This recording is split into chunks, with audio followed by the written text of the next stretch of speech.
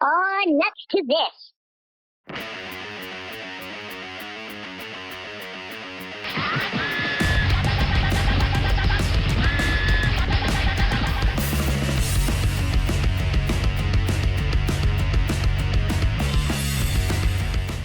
Godzilla, a giant monster that acts like a force of nature, often destroying major metropolitan centers in Japan when it's grouchy. Singular Point, a place that invalidates the laws of physics. Godzilla Singular Point, a TV show that both impressed me due to its ability to show me beloved kaiju in a whole new light and a unique and interesting world, but also depressed me because of its need to try and be smarter than it actually is, but still talk down to me and pretend that I'm a total dumbass for not fully understanding quantum physics. As you are probably aware, Japan is known for a lot of things, like video games, overworked sad sack salarymen, and World War II. But if you were to ask the average American to name two things that mean Japan to them right now, there's a good bet that they'd say anime and Godzilla. I'm honestly shocked that it has taken close to 70 years for Toho to merge these two popular things together in order to form Godzilla Singular Point. And no, the shitty Netflix CGI trilogy of movies do not count, since they sucked so goddamn bad on so many levels. This anime series is also the first Godzilla storyline wherein I actually care just as much for the human characters as I did for kaiju screen time. Crazy that. Godzilla Singular Point goes a little something like this. A cryptic radio broadcast has started up that has begun calling to strange pterodactyl-like creatures that spontaneously appear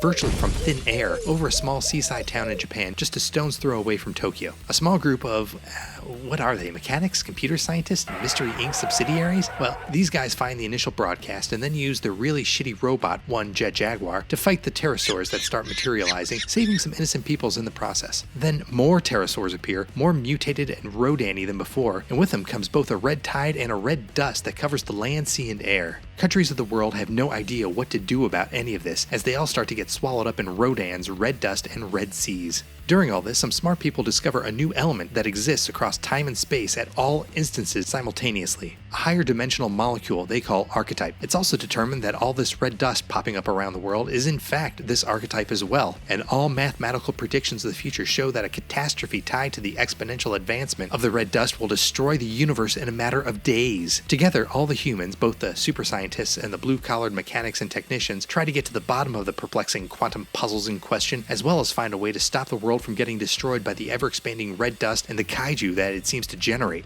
Godzilla Singular Point is interesting, but fairly slow, and the plot is surprisingly complicated and overly scientific. I didn't expect the series to just be Grrr, Monster Smash Tokyo. But it is heavily based on hard science and super science, and much less on the more fantasy side of science fiction that Godzilla movies tend to fall on. But overall, the tech talk is exceedingly didactic and pedantic. It feels like you're being lectured by an egotistical asshole who can't believe that you don't understand the rules of reverse time and space calculations caused by a new particle produced by giant kaiju that resonate with the laws of physics on a molecular level, and old kaiju bones that emit an old-timey song on sound waves that seem to attract the physiologically impossible monsters in question. I mean, are you a fucking moron or what? I personally don't enjoy getting harangued while being entertained. There is a lot of build-up to the main kaiju city trouncing, but we get to see certain monsters and a shitty but beloved robot from the very first episode. I'll admit it, I let out a small cheer when Jet Jaguar first appeared. I do kinda love that robot. I mean, hell, he's the only robot to ever tag team wrestle with Godzilla. The human character designs are great, and the mechanical and monster designs, though CGI, blend in very well with the rest of the hand-drawn art of this series. This is some of the best blended 3D CGI I've ever seen in anime so far. Still not quite perfect, but I got lost in the story and the kaiju attacks while watching, and that's all I really need. The redesigns of all the classic Toho kaiju were great.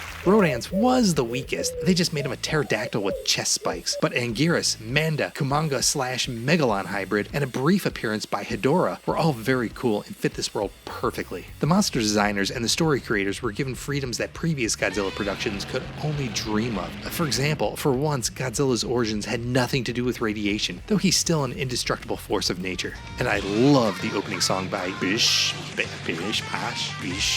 called In Case. It's a beautiful and fast-paced rock track with a head-banging hook. Probably my favorite anime theme song in the past 2 or so years. This Godzilla show is not for everyone. Hell, it's not even for every Godzilla fan. Yes, there are monster action sequences in pretty much every episode, but there are lots and lots of talking head scenes, wherein super smart people discuss hypothetical mathematics, superdimensional calculations, AI processes, genetics, higher dimensional physics, and supercomputing. I found I had to rewatch a lot of scenes just because the fancy words they were shooting at me rapid fire like got to be overwhelming at times. Overall, I enjoyed the series, but I was hoping for a lot more out of it. The mysteries of the red dust and the kaiju kinda sputtered out at the end, and there just wasn't enough action for my taste. It was a lot more like a Shin Godzilla-like anime, as opposed to a Godzilla Final Wars-like anime. While I love both types of Godzilla tales, I prefer my giant radioactive lizardy entertainment to have more explosions than political or tech talk. Watch it or not, I don't care, but I give Singular Point a solid B, though I was really hoping for a grand slam spectacle in the A+